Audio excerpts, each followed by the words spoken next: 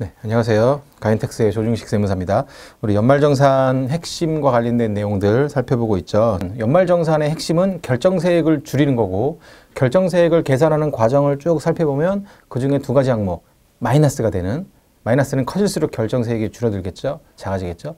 예, 소득공제, 세액공제 항목이 있다. 세액공제는 세액공제 10만 원, 그러면 그냥 10만 원 환급액이 늘어나는 거예요. 그러니까 훨씬 더 직접적입니다. 의료비 세액공제, 병원비죠. 예, 병원비 지출한 금액이 있으면 그것도 역시 우리가 세금 부분에서 좀 우리가 국가에서 좀 보조를 해주겠다. 일정 금액. 이제 그런 부분인데 보겠습니다. 병원비는 내 병원비 당연히 되지만 내 병원비뿐 아니라 내 가족을 위한 병원비도 내가 공제를 받을 수 있다. 내가 지출했다면 당연히 내가 지출해야겠죠. 내가 지출했다면 내 병원비로 공제를 받을 수 있다라고 하는 건데 보시면 요건 근로소득자가 기본공제 대상자를 위해서 지출한 의료비라고 돼 있어요. 그런데 빨간색으로 써 있습니다. 나이와 소득 제한을 받지 않는다라고 돼 있어요. 그래서 무슨 말이냐면 내 자녀가 있는데 내 자녀가 소득이 많아요. 또는 20살이 넘었어요. 이래서 앞에서 봤던 150만 원 기본공제는 못 받은 거예요. 그런데 걔를 위해서 지출한 보험료가 있다면, 아니, 의료비가 있다면 그 의료비는 병원비는 내가 공제 대상으로 넣을 수 있다고 하는 얘기입니다. 그래서 기본공제 대상자, 박스 있죠? 박스 안에 들어와 있는 사람이라면 걔가 혹시 연령이나 소득 때문에 150만 원 기본공제를 못 받았더라도 걔를 위한 의료비는 된다라고 하는 얘기예요. 근데 이거를, 가족을 위해 지출한 의료비면 뭐 연령, 소득 다 안 따진다고 했으니까 다 공제 대상이 되는구나라고 착각하면 안 돼요. 박스 안에 있는 사람만 대상이 되는 겁니다. 그러니까 다시 말해서 박스 안에 있지 않은 다른 사람, 형제자매의 배우자, 재수씨, 형수님 이런 사람들이 아예 박스 안에 있질 않았잖아요. 그 사람들은 연령, 소득 아무리 충족해도 아예 기본공제 대상자가 될 수 없는 사람들이에요. 그 사람들을 위해서 내가 병원비를 썼다면 뭐 그냥 안 되는 겁니다. 그러니까 기본공제 대상자에 될 수 있는 사람이었는데 연령 또는 소득을 충족하지 않아서 150만 원을 못 받았지만 그 사람들을 위해 의료비 지출했다면 공제 대상이 된다라고 하는 겁니다. 그러면 공제 대상 금액, 어떤 금액을 의료비 공제 대상으로 봐줄 것이냐. 두 가지로 나뉘어요. 첫 번째가 본인, 나를 위해 지출한 의료비. 그 다음에 만 65세 이상인 노인분들, 만 65세면 요즘 뭐 노인도 아니지만 어쨌든 연령이 좀 있으신 분들, 이분들을 위해서 내가 지출한 의료비. 또 장애인, 가족 중에 장애인이 있었다면 장애인인 가족을 위해서 지출한 의료비가 있다면 요게 한 묶음이에요. 한 팀, 한 그룹이고요. 그 다음에 방금 봤던 1번에서 봤던 요 세 가지 이외의 나머지 의료비들, 일반적인 자녀라든지 이런 의료비들을 이제 두 번째 그룹으로 나눠서 두 가지로 나눠가지고요. 일단은 밑에 거 2번부터 보면 2번은 내 연봉의 3% 이상을 의료비에 썼어야 돼요. 3% 이상을. 내 연봉의 3% 이상, 내 연봉이 뭐 간단하게 1억이다. 1억이면 300만 원 이상 의료비 일단 쓴 게 나와야지만 공제를 받을 수 있다는 거거든요. 예, 3% 이상을 썼으면 연봉이 1억인데 이 2번에 해당하는 의료비가 400만 원 나왔다. 그러면 100만 원, 300만 원을, 그러니까 3%가 300만 원이죠. 300만 원을 초과하는 그 100만 원이 의료비 공제 대상이 된다는 거죠. 그런데 2번에 해당되는 의료비가 엄청 커요. 내가 뭐 한 3천만 원 쓴 거예요. 연봉이 1억인데 의료비로. 그러면은 3%가 300만 원인데 초과되는 게 2,700만 원인가요? 아니, 그죠? 내가 3천만 원 의료비 썼으면 2번에 해당하는 의료비를. 그럼 2,700만 원이죠? 엄청 썼죠? 한도가 700만 원 한도네요? 이건 한도에 잘려요. 그래서 700만 원만 공제 대상이 되는 거죠. 이런 식으로 2번에 해당하는 의료비의 공제 대상 금액을 일단 우리가 계산할 수 있고요. 그 다음에 1번은 한도가 없이 전액다. 1번, 본인, 나, 그 다음에 65세 이상자, 장애인. 이 세 개에 해당되는 사람을 위해 지출한 의료비는 그냥 전액 다 공제가 된다. 그런데 다만 하고 나오는 게 있는데 이게 무슨 말이냐면요. 내가 먼저 2번에 해당되는 의료비를 보통 먼저 따져봅니다. 2번에 해당되는 일반적인 의료비가 내가 연봉이 1억인데 그러면 300만 원 이상 써야 되잖아요. 근데 200만 원밖에 안 쓰는 거예요. 그럼 일단 2번에 해당되는 의료비 공제액은 안 나오죠. 마이너스 나왔으니까. 그러니까 아예 300만 원에 도달하지 못했으니까 100만 원이 부족했어요. 그런데 1번에, 그러니까 2번 그 공제 대상인 의료비는 없어요. 오히려 마이너스인 상태. 100만 원 부족한 상태예요. 그런데 1번에 해당되는 의료비가 한 1,000만 원 되는 거예요. 이건 한도도 없고 그냥 전액 공제가 되거든요. 1,000만 원 다. 그런데 만약에 2번에 해당되는 의료비가 그 기준금액 3%에 안 돼서 지금 100만 원 부족했잖아요. 그럼 부족한 금액은 1번 의료비에서 까겠다. 그럼 결국 1,000만 원이 아니라 900만 원만 공제 대상이 되겠다.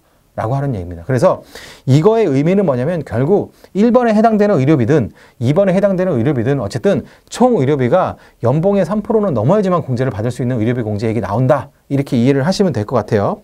그래서 어쨌든 1번, 2번 말씀드린 방법에 따라서 의료비 공제 대상 금액을 계산을 하고 그 다음에 금액이 나오면 그거에 15%를 곱해서 나온 금액. 그게 내 연말정산 환급액에 추가된다. 이렇게 보시면 되겠습니다.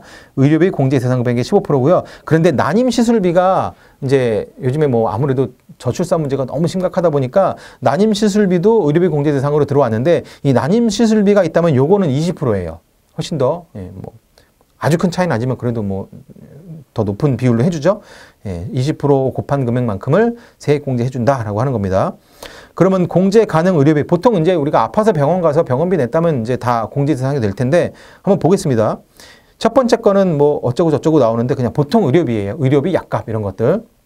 그 다음에 두 번째는 장애인 보장구 및 의료기기 구입 또는 임차 비용 이런 것들도 뭐 휠체어를 빌린다거나 뭐 어쨌든 이런 게 있다면 이런 것도 공제 대상 되고요.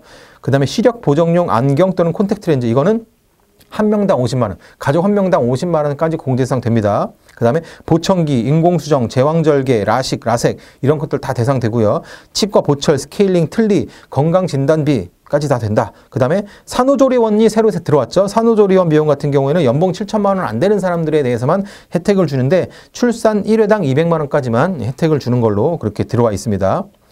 여기서 사실 일반적인 병원비는 우리가 따로 챙기지 않아도 병원에서 국세청으로 다 자료를 보내요. 그렇기 때문에 우리가 연말정산 간소화 그 사이트가 있죠. 거기 들어가면 다 조회가 되는데 이 중에 특히 두 번째 장애인 보장구, 뭐 의료기기 구입 임차 이런 거나 시력 보정용 안경 이런 것들은 보통은 영수증이 우리 연말정산 간소화 사이트를 통해서 나오질 않습니다. 그렇기 때문에 그 해당되는 뭐 안경점이라든지 아니면 그 장애인 뭐 의료기기 뭐 구입업체라든지 임차업체라든지 임대업체라든지 이런 데다 직접 요청을 해야 되는데 사실 연말이 돼서 잘 기억이 안 나요. 사실 특히나 뭐 1, 2월 달 정도에 안경을 샀다. 이게 올해 산 건지 작년에 산 건지 기억 안 나거든요. 잘.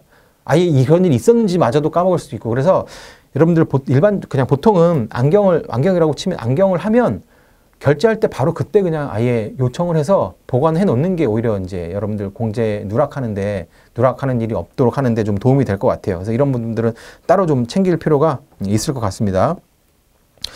보청기 구입 같은 경우도 뭐 따로 신청을 해야 될 것 같고요. 이런 것들이 어쨌든 공제가 가능한 의료비다. 그 다음에 공제가 안 되는 것들, 언어 재활을 위한 사설학원비, 외국 병원, 그 다음에 간병비, 진단서 발급비 이런 거 안 되고요. 그 다음에 우리가 병원비는 정상적으로 냈지만 보험사에다가 이제 실비 청구해가지고 보험료를 이제 이렇게 보전을 받는 경우 있죠. 이것도 사실 뭐 다 일일이 체크되기가 쉽지는 않을 것 같지만 이런 것도 원칙적으로는 공제를 받으면 이중 혜택이 되니까 공제 못 받는 의료비로 되어 있습니다. 그 다음에 당연히 미용, 뭐 성형수술 뭐 이런 거는 병이 나서 치료 목적이 아니기 때문에 안 되고요. 그 다음에 뭐 건강 증진을 위한 의약품 구입비 특별히 아픈 게 아니라 뭐 몸이 허해 안 된다는 거죠. 그 다음에 비고 첫 번째 이거 앞에서 우리 보험료에서 중요하다고 말씀드렸던 그 내용입니다.